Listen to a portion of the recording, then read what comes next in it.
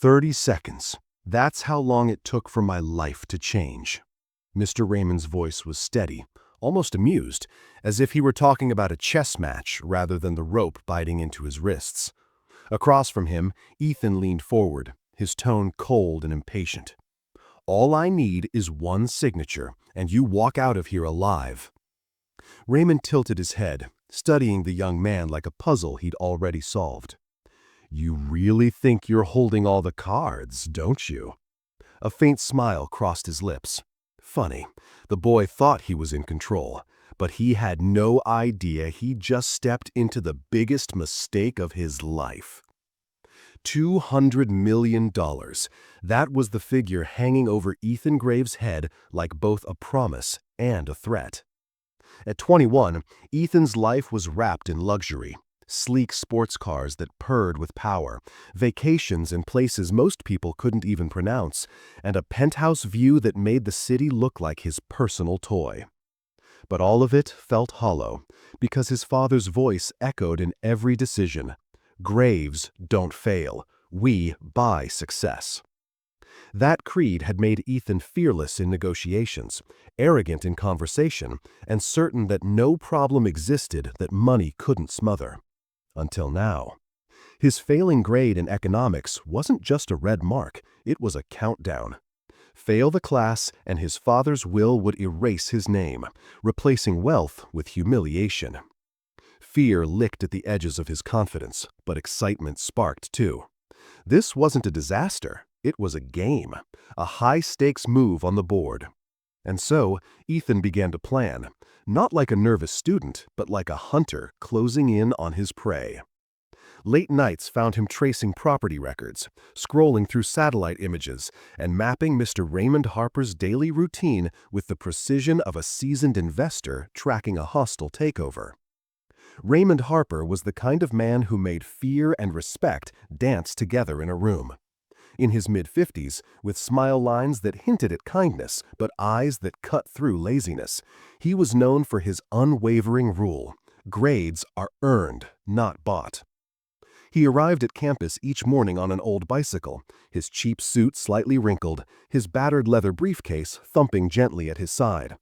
To students, he looked almost poor, living in a small house, eating the same modest lunch every day, never showing even a trace of extravagance. Yet, there was something unshakably confident about him, something that made people feel they were in the presence of a man who didn't need to prove anything. Whispers swirled when he disappeared for a week at a time, returning with the scent of distant oceans on his coat and stories about personal projects he never explained. To Ethan, that mystery was intoxicating, and soon it would become dangerous. The rain was coming down in cold, sharp needles the night Ethan decided to make his move. After class, his sleek black sports car purred up to the curb, the headlights slicing through the mist. "Let me give you a ride, Mr. Harper. We need to talk," Ethan said, his tone laced with politeness that didn't quite hide the urgency. Mr. Harper shook his head, smiling in that calm, unshakable way, but Ethan leaned forward just enough for his voice to drop. "I insist." There was something in the firmness of it, a promise and a threat woven together, that made refusal seem pointless. At first, the ride was quiet, the hum of the engine the only sound. But when Ethan took a turn that veered away from the city lights, the air in the car shifted. The streets grew emptier, darker, until the warehouse loomed in the distance like a shadow with walls. Ethan rolled to a stop, pressed the locks down with a definitive click, and turned to face him. "You'll give me an A in your class," he said, voice steady as steel, "or you won't be leaving." There was no tremor in his words, but deep inside, fear and excitement battled for control. Mr. Harper, however, didn't flinch. He didn't plead. He simply watched Ethan with the curious intensity of a man dissecting a puzzle. And then, softly, he asked, "Do you know why your father fears failure so much?"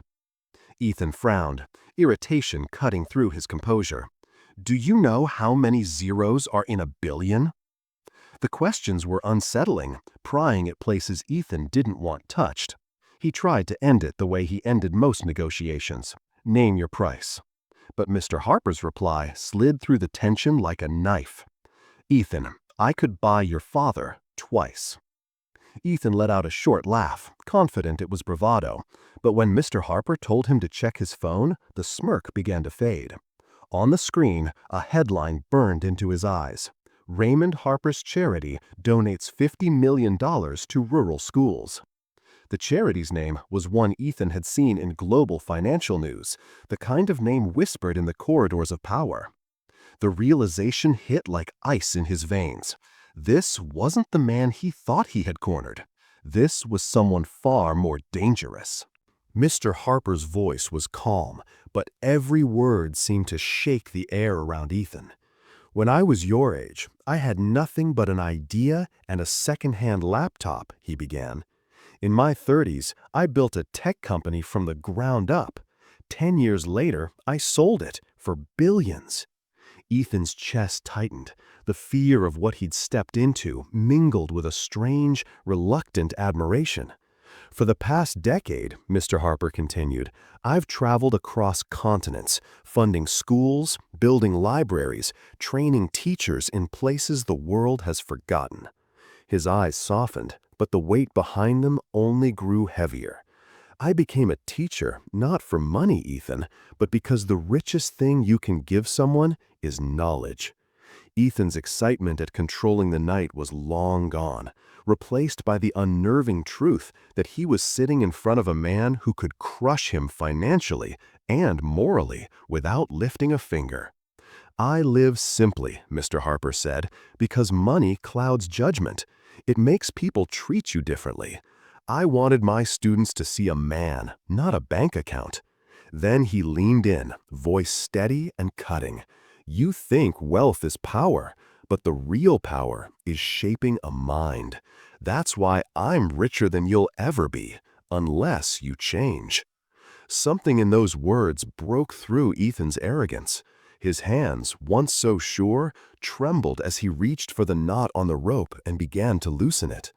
Mr. Harper stood slowly, but instead of calling the police, he looked Ethan straight in the eyes.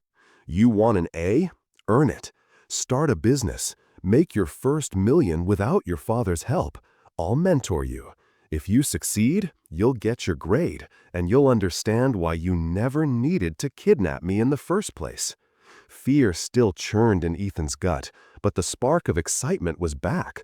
Only now, it wasn't about power. It was about the challenge.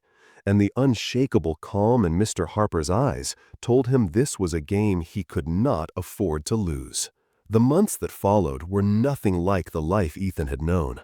The comfort of luxury was replaced by the sharp sting of failure, the long nights of doubt, and the pulse-pounding excitement of building something from nothing.